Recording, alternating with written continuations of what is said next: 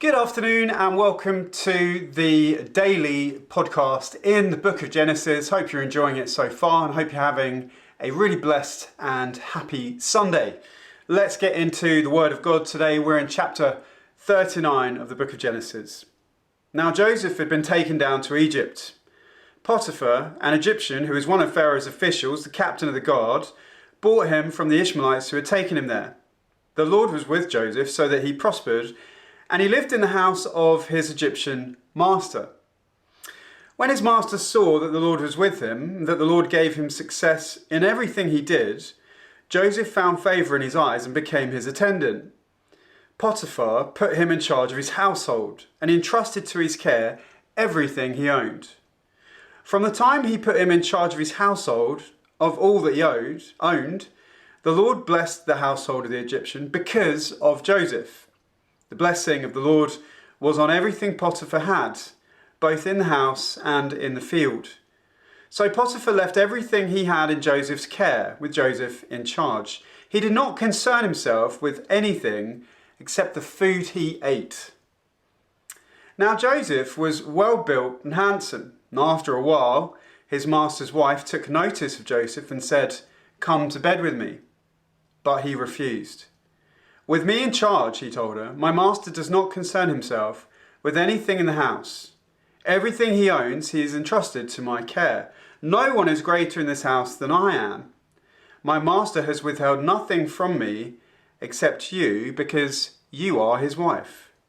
How then could I do such a wicked thing and sin against God?" And though she spoke to Joseph day after day, he refused to go to bed with her or even be with her. One day he went into the house to attend to his duties, and none of the household servants was inside. She caught him by his cloak and said, "Come to bed with me." But he left his cloak in her hand and ran out of the house.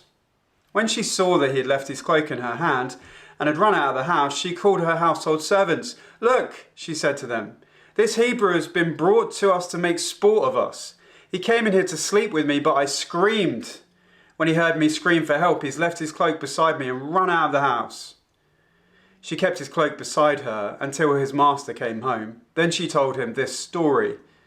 "That Hebrew slave you brought us came to me to make sport of me, but as soon as I screamed for help, he left his cloak beside me and ran out of the house." When his master heard the story his wife told him, saying, "This is how your slave treated me," he burned with anger. Joseph's master took him and put him in prison, the place where the king's prisoners were confined. But while Joseph was there in the prison, the Lord was with him. Love how that repeats in this chapter.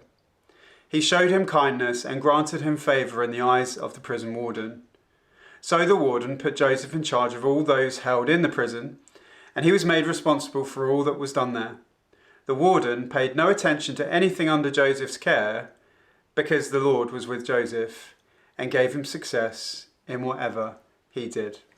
So powerful, isn't it? So good to be reminded 3 times, just in one chapter, that the Lord was with Joseph.